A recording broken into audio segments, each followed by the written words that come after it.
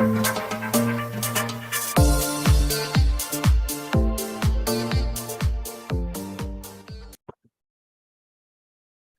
we're live. All right, welcome everyone. I'm Neil, the Calgary lead with Startup TNT. I don't know if everybody knows, but this winter we are holding three sector-specific summits, all kicking off on January 26th. So this is the third year that we're going to be running clean tech, our second year that we're going to be doing life sciences, and this is going to be our inaugural, our first time ever doing an ag tech focused summit across the prairies this winter. We're super excited about it. My friend Jesse, the Saskatchewan lead, and I are leading it. So today, to talk ag tech, because we don't have any winning companies yet, we have our TNT friend Wilson Acton, who's from Tallgrass Ventures, here to chat. So Wilson, why don't you take a minute and do a proper introduction of yourself and Tallgrass? Yeah, sure. Thanks for having me, Neil. Happy to do so. My background's a bit kind of winding. So I'm one of the managing partners together with Chris Edwards at Tallgrass Ventures. We collectively have built a stack of businesses, including in the ag tech space and in other tech verticals. Collectively, we've also done a pile of transactions, mergers and acquisitions, corporate finance, all sorts of stuff. I'm a lawyer by background. My partner, Chris, is engineer by background.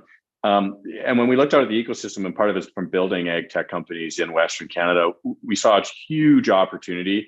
Canada's got a big opportunity ahead of it. And that's actually only kind of increased. Our conviction around this has only gotten bigger with everything that's happened in the world in 2022 and what we think is going to happen in 23. But we saw a gap in that there was, not a lot of not just capital, but capital that also could really help people build better businesses. And that's, really where we built Tallgrass is to stay in our lane. Our knitting is ag and food and meaningfully help founders build better businesses and then bring the capital along with it. That's awesome. And is Tallgrass like geographically constrained to Western Canada or all of Canada? Like what sort of region do you draw your deals from? Yeah, so we're not geographically constrained. We have a big bias for Western Canada. This is where we are. We look at stuff all across Canada. We even look at stuff internationally that comes in as well. What we view as our constraint is our ability to help. And so, we have on our team, there's 8 or 9 of us now.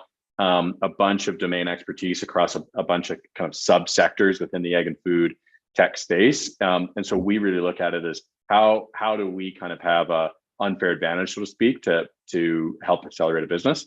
And that'll be the lens we look at, as opposed to, they happen to be based in Calgary or Edmonton, and we need to try to blend for that. Totally. Well, and like I mentioned in the intro, we're holding our first Ag Tech Summit, and Tallgrass was one of the first people to jump on board with it to cover prairie ag tech, so Alberta, Saskatchewan, and Manitoba. So what are some of the benefits that you think that we have in these 3 particular provinces versus the rest of Canada or globally? What sort of things are you seeing happening in that regional space? There's a handful of factors we think drives into it. One is, much like other industries, there's only 5 or 6 major producing regions for our world's food globally. Canada is for sure one of them, kind of depending on how you rank it.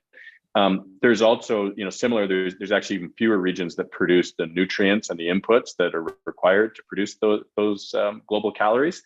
And Canada is one of those as well. And so, potash, nitrogen, and these types of things. We've also got a very long multi-generational history in Western Canada of innovation. It's Western Canada where canola was born. Canola stands for Canada's oil. A lot of people don't realize that.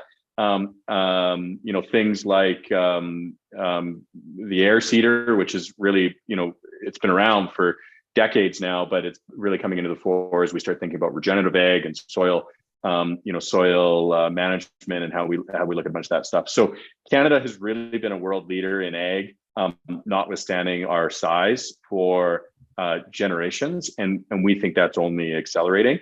And just innovation is changing now. We think more about software and other tools like that, other technologies, less about mechanics around 4-wheel drive tractors or seed breeding, but it's all part of the equation.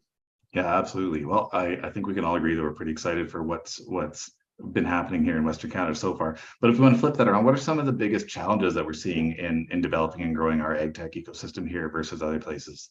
Well, we're still a small ecosystem. We're still a small economy, in a lot of ways. And so if you think about trying to grow and scale an ag tech business and staying only within Canada, for example, Well, your customer base is smaller. Like we're just smaller.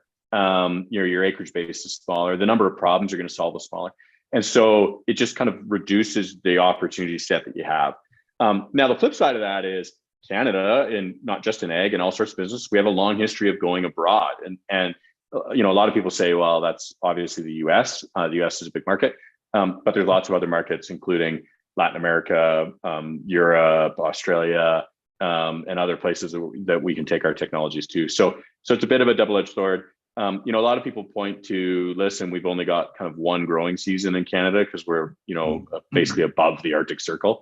While I agree with that, I actually often warn founders, careful of that, because there's a lot of ways that we can innovate faster than one season in a lot of technologies. And so, be careful not to use that as a crutch. You just kind of got to think about it differently, and we can innovate pretty faster if we want to.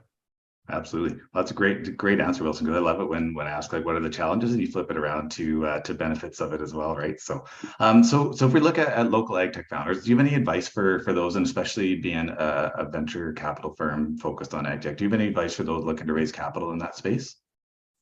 There's a handful of things that I don't even think is necessarily specific to ag tech around, being prepared and doing your homework, and what are you trying to raise capital for, and all of those things, because that's what's really important. What is your vision, and get advice, get practice, go out and participate in things like Startup TNT. It's really important to go through the process of building a data room and critically thinking about the questions that come in, and maybe the question to you feels like not the right question, but that's where it's coming from. And so how do you educate that person? Well, the venture capitalists are no different. Like we tend to be generalists by nature. We have to be, because we see such a wide shot of things. And so, some of the questions, and so you as a founder going through that process, I think is really important, as well as pitching preparedness and getting your decks ready and all that sort of stuff is really important. And then if, ag tech specific, we have a growing ecosystem here. We've got a lot of people that are leaning in. We've got world leading producers and world leading companies, across the spectrum, everything from Nutrien, is one of the largest crop input providers globally, to some of our grain handling companies. All the big chem companies have presence here in Western Canada. Livestock, is a big part here, and certainly in Alberta. So, you've got the ingredients here. Just think about tapping into those, and then also leveraging that experience and that depth on helping you go abroad. We've done it before. I've taken a couple of businesses into the Latin American market now, and it's a different beast. But don't make the same mistakes I did. Let's share. Yeah, absolutely. Great answer. Well, and I guess so 2023 is going to be the first full year that Tallgrass has been around, and we're just chatted about founders raising capital. So does that mean that have you guys closed your first fund, or are you still in the process of raising it? Are you actively seeking investors or institutions? And what's the best way to talk to you and Chris about it? Yeah, I joke that we're in the awkward adolescent stage. The fund is still open from a fundraising perspective, so we're still talking to our investors and still fundraising, and will through much of 23. At the same time, we're also deploying capital. So we've made our first investments into early stage companies. We've got 4 in the fund now, and are looking at others. So the trick is keep fundraising faster than we're finding good opportunities to spend it on. That's awesome. Sounds like it's going to be a fun year for you guys. Yeah, it'll be busy.